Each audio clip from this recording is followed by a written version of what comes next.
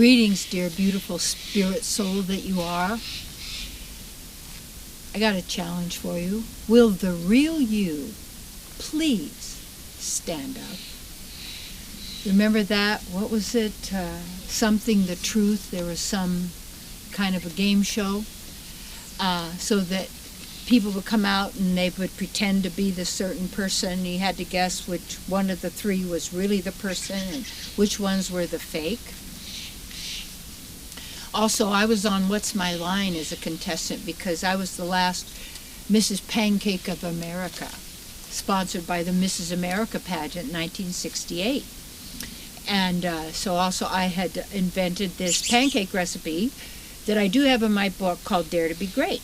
And one of the contests was by Quaker Oats or Aunt Jemima pancake mix to invent a pancake recipe using their stuff. So, and I was in that Mrs. America pageant. So then I just called on divine intelligence, and when the winning recipe came to me, it did come in a flash, like, ta-da! It was like with lights, and I knew I was going to win. See, tangy strawberry roll-ups. But anyway, will the real you please stand up?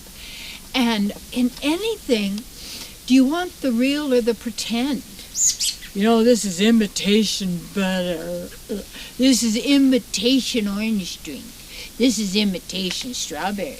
This is an imitation life. Now, you have to get this. This is, as we've been perceiving it, an imitation, a virtual reality, a shadow reflection of the divine, of the true, of the real. And just like I've used before, when you see the reflection of the mountain, of the trees in the water here, think of the trees or the mountain as the real, and then the reflection then is in the mirror. And it's all done with mirrors, in a sense, like a cube with mirrors on all the sides. So everything keeps repeating in that particular, you have to know how the virtual reality is operating, so that, and you have to know yourself, because then you know the difference or the distinction between what's real and pretend.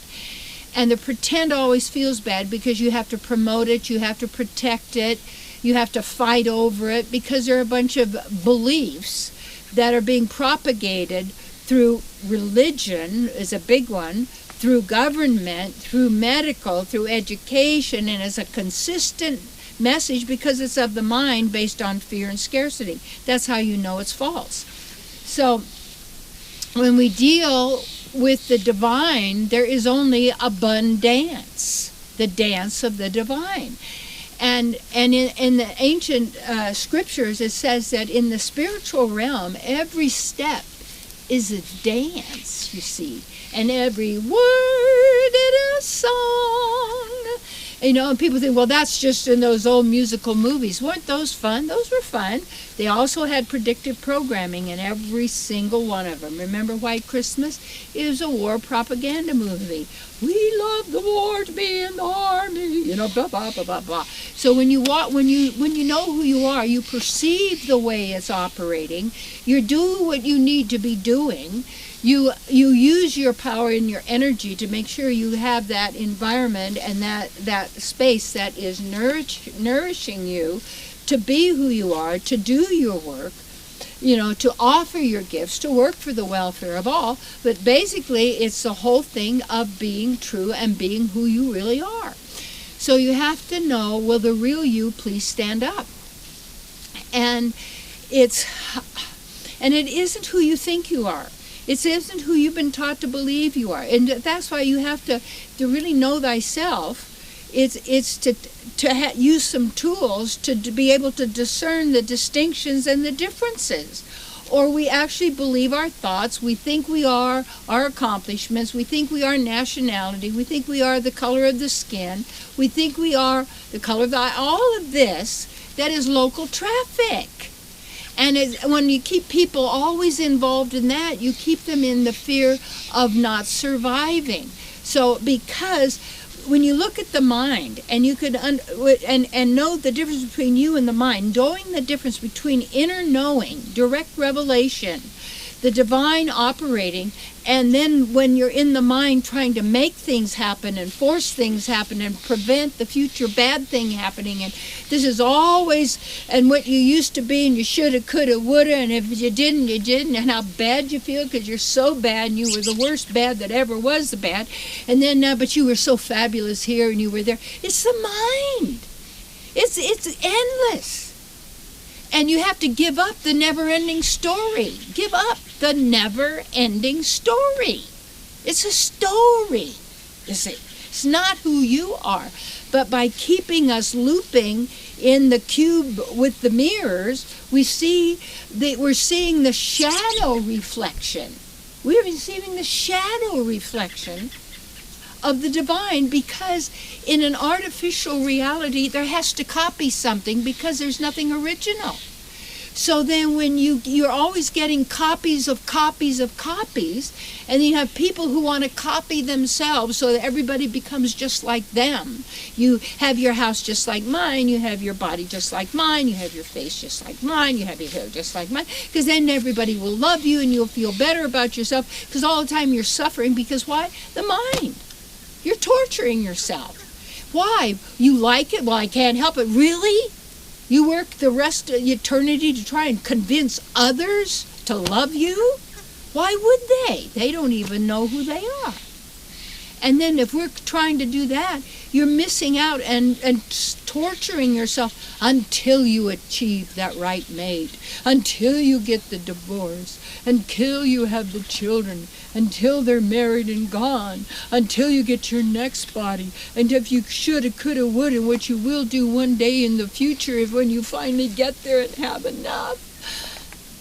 So, how you know will the real you stand up? You have to know who the real you is.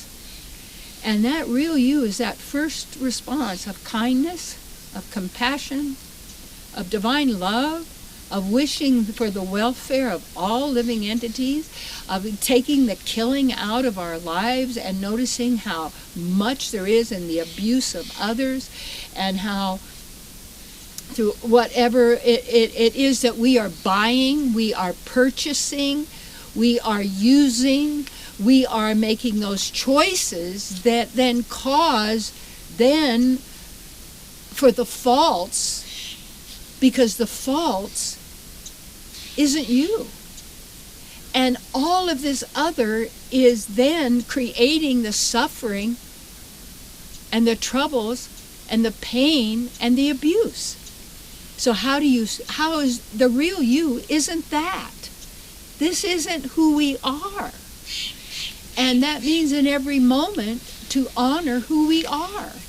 And it's like going for me barefooted as much as I can. It feels good. My feet are agile, my body's agile. You see, you're moving, you're going, you see. Our nature is activity. And I was thinking, I'm getting tired of cleaning this house because, it's an old 130-year-old farmhouse and everything. And I'm always like cleaning and go, you know what? I'm so glad I am, because I'm moving. I'm exercising. I'm getting rid of the demons, you see, by bringing forth the beauty of my own being. That's where what you're searching for is, and you have it because you are it. It is not it, you are. Let the real you please stand up.